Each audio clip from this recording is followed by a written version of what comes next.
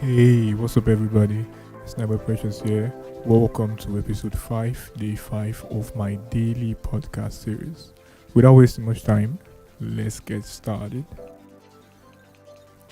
I want to say a big thank you to all those who've seen my episode 1, episode 2, episode 3, episode 4.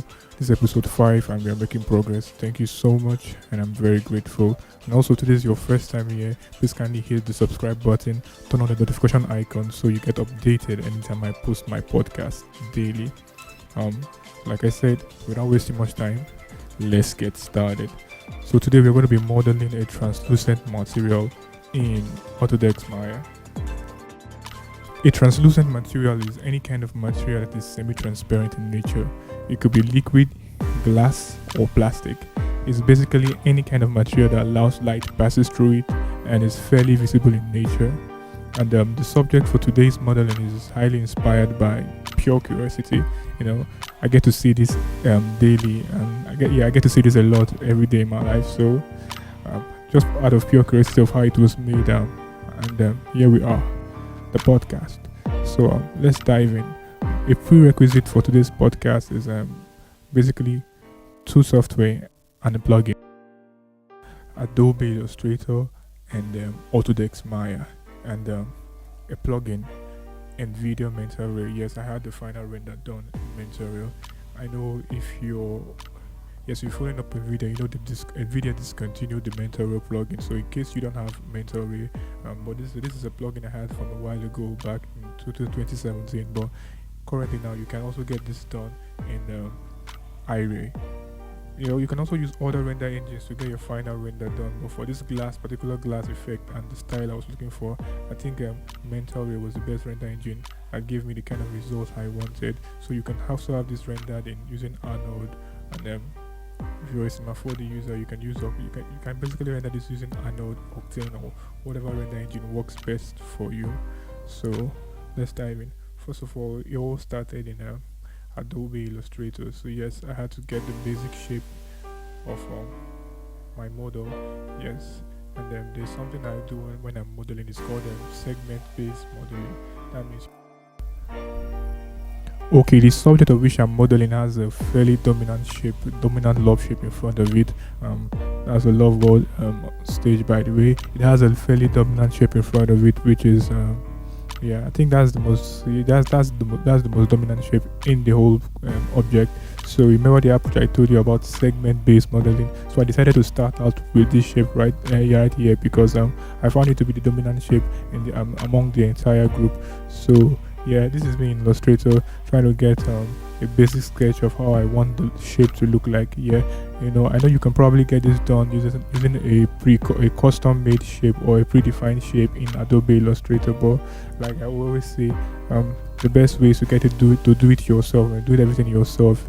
That way you're in control of how you want your shape to look like and how you want it to feel like.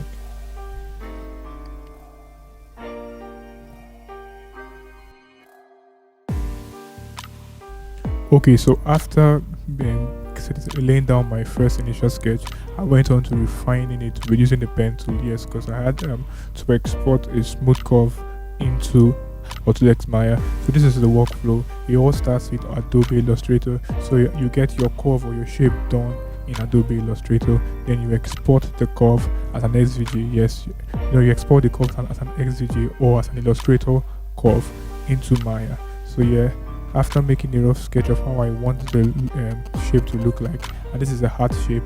There are various kinds of heart shape out there on the internet which you can just download. But like I said prior, I had to do it myself because I wanted to be in control of how I want the shape to look like and how I want it to feel like. So yeah, so that way I could define every curve, every contour, every bend. Yeah, so I started out with a rough shape, and this is me refining it to get a smooth and a straight line.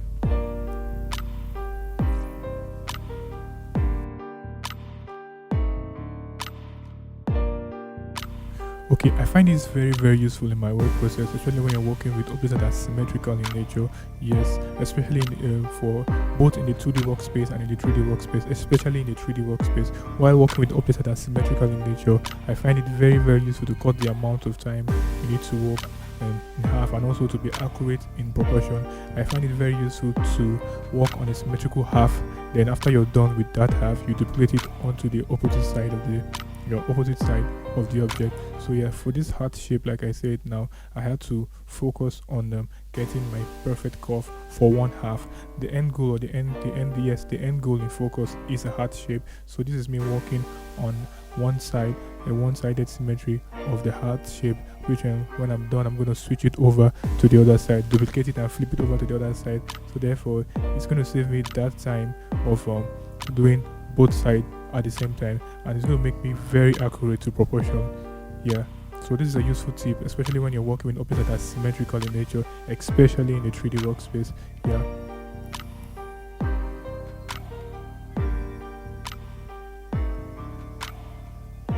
So when you're done with the first side of the curve, when you're done and you like the way it's looking, yes, for those of you who are following along in this podcast, when you're done with the first side of the curve and you really like the way it's looking, you can duplicate it.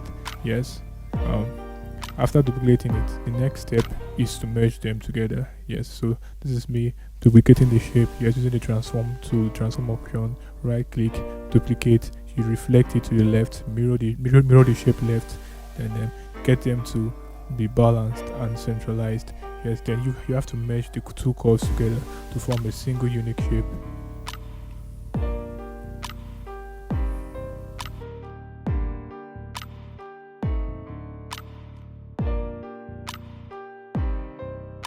And voila, our heart shape is formed. So that's pretty much it for now. So yes, yeah, like I said, you can do this the easy way, which is probably just getting a predefined heart shape for you, or getting a custom shape, or you can go online and download a predefined heart shape. Or like I said, for me, I like to do this myself so I can control the process and define how I want the shape to look like. You can also download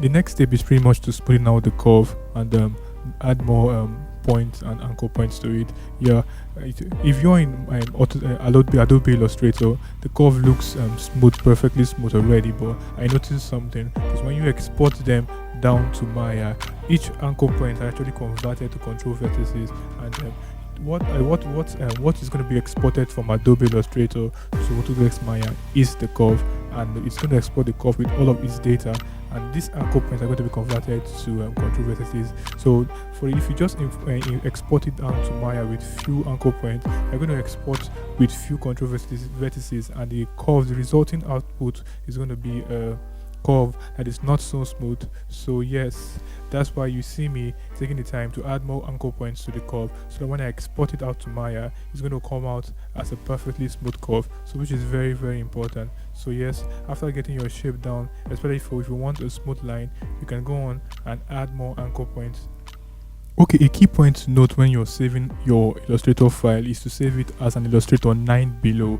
Yes, because I found out that Maya doesn't really read Illustrator 10 above files correctly. So if I had that curve saved as an Illustrator 10, 11, 12 above and trying to import it into Maya, Maya is not going to read the data correctly. You're going to see that something has been imported, but you can't really see the curve. So yes, for this podcast, for this video, I actually did save the curve as an Illustrator 8 file. So yes, you have an option to choose between Illustrator 9 and Illustrator 8 below. Yes, that's a very useful tip to note. So yeah, I'm right here, I'm now in Maya, and I've imported my curve into Maya. So yes, with the curve I created in Adobe Illustrator, I've been imported into Maya, and once I have this curve imported into Maya, the opportunities are limitless. Okay, so for this podcast, for this video, I actually applied a bevel. You can find a bevel in the surface menu here. So what the bevel does, it converts a curve, a knob curve. Remember, we created this curve in Adobe Illustrator, we imported it into Maya. So I wanted to convert this curve to a surface, so thereby giving it some kind of form. So yes, I created a bevel from this curve, in Adobe Autodesk Maya right here. So yes, so now it converts the curve into the form and a surface. So you can use this especially if you're transitioning from creating 2D logos in Illustrator and into 3D logos in Autodesk Maya. So you can have your logos created or your basic shapes created in Illustrator, create your basic curves them down for them, then export the curve, because what Autodesk Maya imports is the curve and its data. Like I said, it converted those anchor points into control vertices there. So it's not going to export information like color, gradient. No, what it's going to export is the curve. For all those other information, you can get that done in Maya, maybe using things like materials and textures, but be mindful of the curve. So the curve is what I really wanted to export for the sake of this modeling. So I created the curve down there in Illustrator the way I wanted it to look like, and I imported it into Maya and I applied the bevel option. So I wanted to show you guys the bevel option, which is very, very important. The bevel option that lets you convert your curves into surfaces. Yeah, so this is actually now a knob surface. Yeah, with this I think I have a surface I can work with. I think I've gotten a segment of my model done. So yeah, this is using the segment based modeling. This is how I created one segment of the model.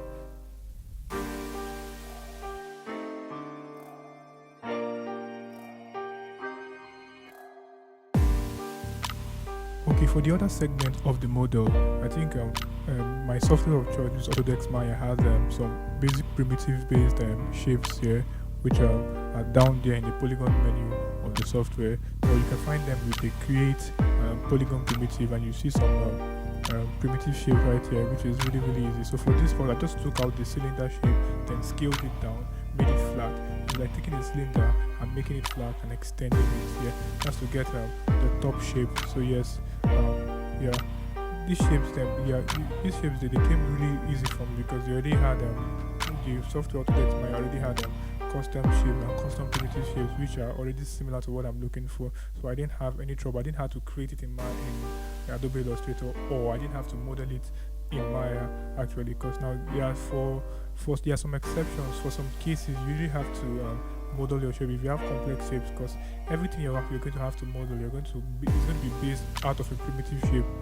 Yeah, so if you want to do organic modeling too, you can also start off your organic model from a base shape. You know how everything begins with a form. Yeah, let's say, like for example, now the human hands and human limbs, like our arms and our limbs, our legs, it's easy to get caught up in the details and the contours and the flesh and the muscles and everything. But if you ignore out all those details, you can really see and try to see the form, the basic form in the human arms. You can see that okay, the human arm is actually based out of a cylinder. Yeah, so it's like cylinders that are connected together. So the area that where your femur lies, like your thigh region, is basically one cylinder. Then from your calf down is another cylinder. Same way with modeling too. So everything is based out of a basic form.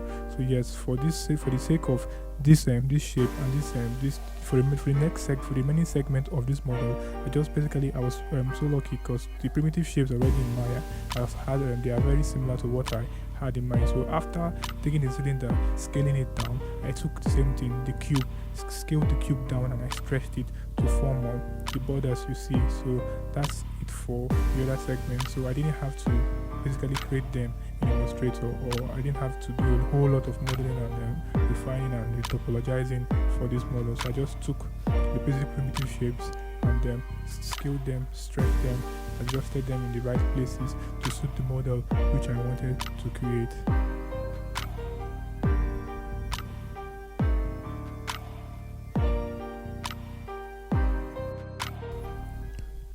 Okay, so I went on to creating the other segment. Like I told, the approach I'm using for this model is actually segment-based model. Like I said earlier, where we take out the model, we can take out the entire model. We try to break it down into segments and work on them segment by segment. So for now, I've done the most dominant shape, which is the heart shape.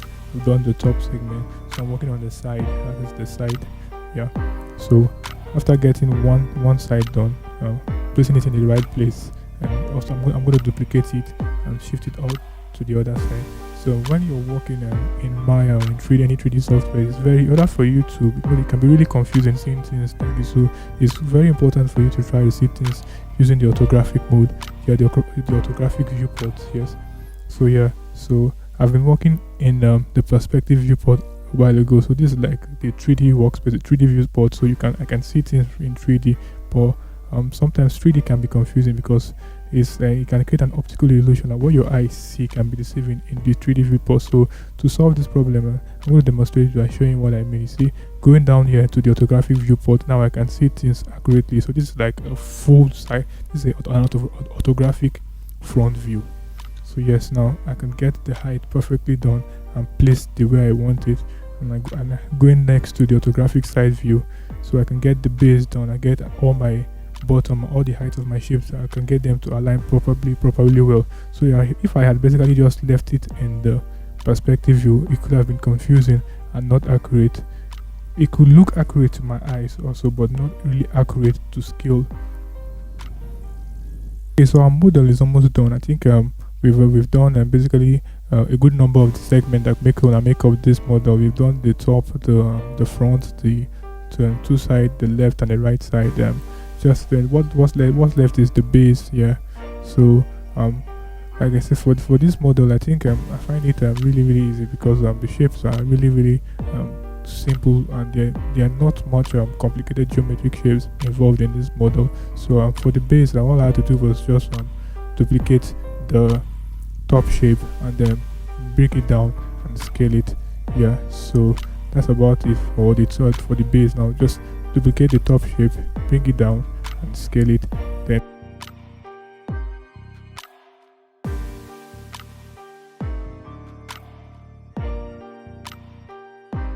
okay, I think our 3D model is done, and if you notice properly, I also went on to add in a flower down there and the midsection here. I think all the places I've seen something like this is usually a flower down there or a wall clock. So I'm drawing my inspiration from somewhere.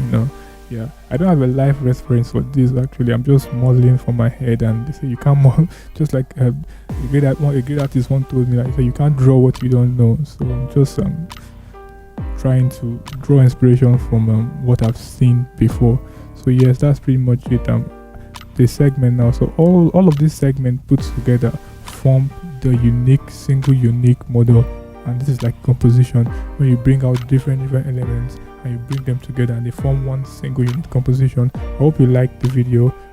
If you listen up to this part, please thank you so much. I really appreciate you. So this is how I did this. This is how you can do it, because I want you to try it out. First of all, you can get an Autodesk Maya software down from their website. I'm going to drop a link in the description where you can download Autodesk Maya and try it with their student license, or you can also pay for their license if you want to pay for the license. That's if you're using it for commercial purposes, or if you want to use it for learning purposes like this, so you can follow along for more future tutorials like this. You can get their Autodesk student license. So the next step is really assigning materials. Yes, so yeah, which is key. Yeah. For it to look glossy and shiny like glass, it has to be rendered, and rendering is where the computer interprets the light and the materials. So like I told you before, for the sake of this tutorial, I'm actually rendering this down using the NVIDIA Mental Ray. So yes, NVIDIA Mental Ray is my render engine of choice. It doesn't mean you can't render glass material with another render engine. At least for most people use Anode. If I didn't have Mental Ray, I'll probably render this down in Anode. I really like the way Anode render their glass. I mean, yeah, I'm no rendering expert by the way, but this is me doing it with NVIDIA Mental Ray. NVIDIA Mental Ray has worked for me over the past. And yeah, for a project like this, I think I had done something similar to this. I had probably rendered out glass before, so I pretty much just imported the same material, then I copied the material down to our surface. So yes, I had worked on a glass project before, so that's what I used, and I transferred the material attributes to the other materials in the scene. So yeah, that's it. This is me rendering out my final shots, trying to get look at how my final render image will look like. Yes, and this is the viewport Mental Ray renderer. So yes, I think I like what I'm seeing. I like the glass translucent effect I'm getting. Rendering is key. Like I said, rendering is where the computer is like shading in art, traditional art. It's like if you drop 4 students here and you drop a model in front of them, tell them to draw and shade.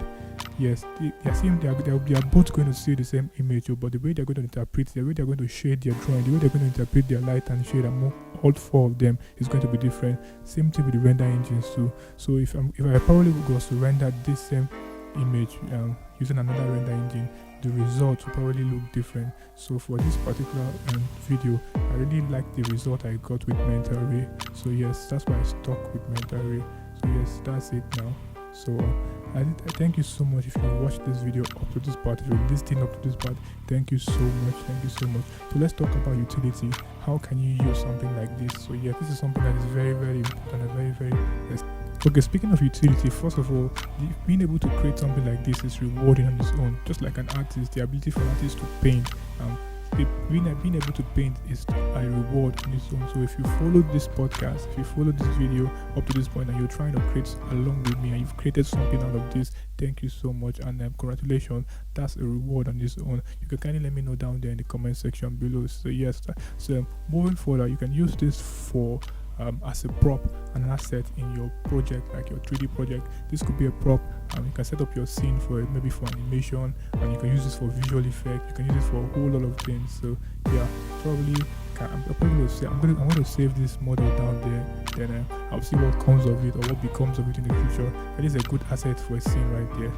So you can this is just one prop. It could be a prop in the scene right there. So you can go on and model other things in the scene, maybe add up the stage, and you can use it for visual effect. You can maybe add some glass shatter to it. You can do a whole lot of motion graphic with it. You can do, basically when it comes to creativity, like I always say, there are no limits. There's no box. There are no limits with creativity. So like I said prior to, just being able to create something like this, it's a reward on its own. So if you did do something similar, following this podcast, thank you and congratulations. Please let me know down there in the comment section. Yeah, I'm very time sensitive and I really don't like to make things too long. So I think I'm going to leave you for now, and I hope you picked up a few tips or two on how to model a translucent material from this video. Thank you so much for listening up to this part. If you found this video valuable, please subscribe to this channel, like, share, tell someone about it, and until next time, thank you so much. Do have a lovely day. It's Never Precious signing out.